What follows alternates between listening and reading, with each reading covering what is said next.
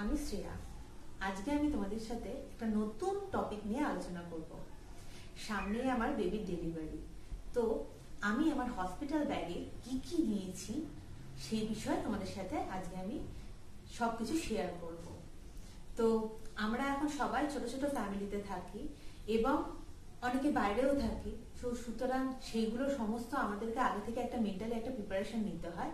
সেই চেক লিস্টটাকে আগে আমাদের তৈরি করতে হয় যে আমাদের ব্যাগে কি কি থাকবে, যেটা আমাদের খুব প্রয়োজনীয়। চলো দেখে নেওয়া যাক আমার ব্যাগে কি কি নিয়েছি আমি।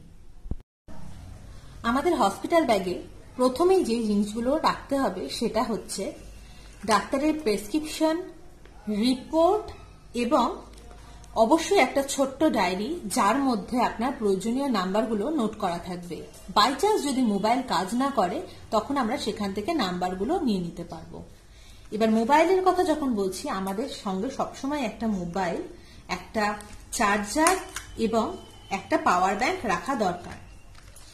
আর রাখা দরকার আমরা যে সমস্ত প্রেগন্যান্সির টাইমে যে সমস্ত ওষুধগুলো খাই বা খাচ্ছি সেগুলোকে আমরা ব্যাগে নিয়ে নিতে হবে। আর একটা সাদা কাগজ এবং পেন অবশ্যই রাখতে হবে। এছাড়াও আপনারা একটা সাথে একটা আই কার্ড রাখবেন, যেটা হসপিটালে ভর্তি হওয়ার সময় এটা আপনাদের কাজে লাগতে পারে। এখন যেহেতু করোনার পরিস্থিতি, তাই জন্য আমাদের এখন স্যানিটাইজেশনের ব্যাপারটা খুব ভালোভাবে মাথায় রাখতে হবে। এর জন্য আমি যে সমস্ত জিনিসগুলো সাথে করে নিয়েছি সেগুলো হলো একটা স্যাভলন, যেটা খুব দরকার হয়। এছাড়াও একটা হ্যান্ড স্প্রে, যেটা স্যানিটাইজার একটা, এবং হ্যান্ড স্যানিটাইজার একটা।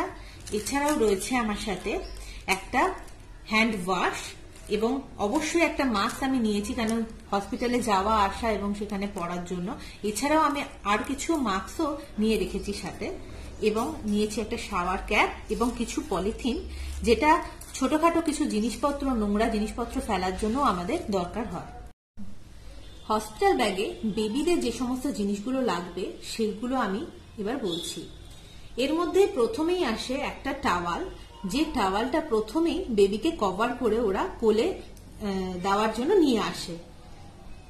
এখানে আমার কিছু ছোট ছোট জামা রয়েছে, যেগুলো আমি খুব ভালোভাবে ওয়াশ করে নিয়েছি, এবং এখানে যা জিনিস রয়েছে সবকিছুই খুব ভালোভাবে গরম জল সার্ফ দিয়ে ধুয়ে আমি পরিষ্কার করে নিয়েছি। এটা হচ্ছে কিছু ড্রাই শিট, যেটা বেবিকে কোলে নেওয়ার জন্য আমাদের ব্যবহার করতে হয়। এখানে রয়েছে কটন এবং কিছু গেঞ্জি কাপড়ের বা ছোট টাওয়ালগুলো, যেগুলো বেবিদের জন্য খুব এসেনশিয়াল।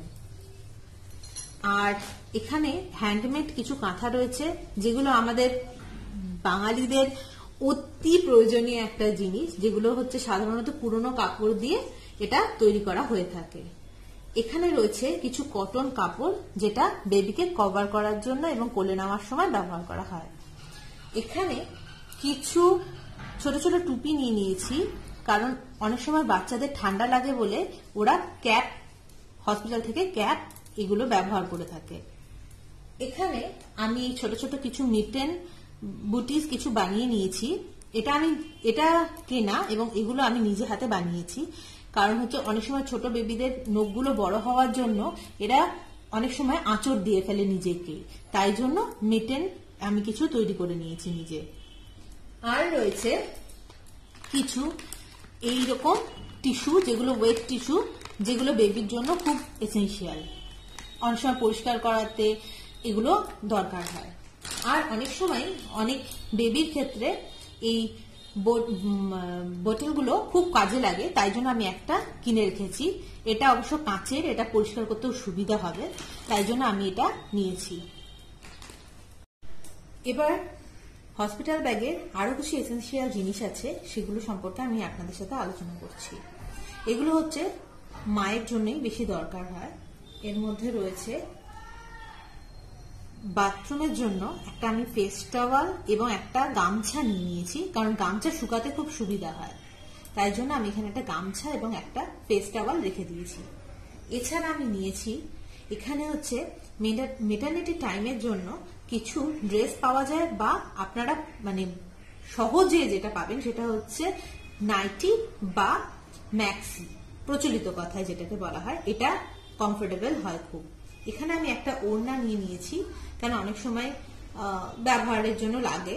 এছাড়া আমি এখানে কিছু এসেনশিয়াল জিনিসগুলো নিয়েছি, যেগুলো যেমন হচ্ছে অল্প স্বল্প, যেমন কিছু ক্রিম, একটা ছোট নারকেল তেলের কৌটো এবং ডেলি ইউজের যে সমস্ত আপনাদের জিনিস সেগুলো আমি নিয়েছি। এবং এর মধ্যে একটা সাবান এবং সার্ফ, এগুলো আমি নিয়ে নিয়েছি। ডেলি যেগুলো আপনাদের টয়লেটের জন্য ব্যবহার হয় বা সাধারণত ব্যবহার করে থাকেন আপনারা ঘরে, সেগুলোই নিয়ে নেবেন। এছাড়া আমি এখানে একটা জলের বোতল নিয়েছি, কেন জলের বোতলটা খুবই দরকার হয়। আর আমি একটা ফ্লাক্স নিয়েছি, কেন অনেক সময় বাড়ির থেকে চা ইত্যাদি দেওয়ার জন্য বা স্যুপ দেওয়ার জন্য এই ফ্লাক্সটা খুব দরকার হয়। আর এছাড়াও আমি একটা সাথে করে একটা চাদর নিয়ে নিচ্ছি। অনেক সময় হসপিটাল বা নার্সিং হোমের বেডশিট বা বেড কভারের উপরে মানে পাতার জন্য একটা চাদর সবসময় রেখে দেওয়া উচিত। এছাড়াও আপনারা এটা নিতেও পারেন আবার নাও নিতে পারেন। তো এখানে আমি একটা ইলেকট্রিক কেটেল নিয়ে নিয়েছি, এই ইলেকট্রিক কেটেলটা অনেক সময় দরকার হতে পারে।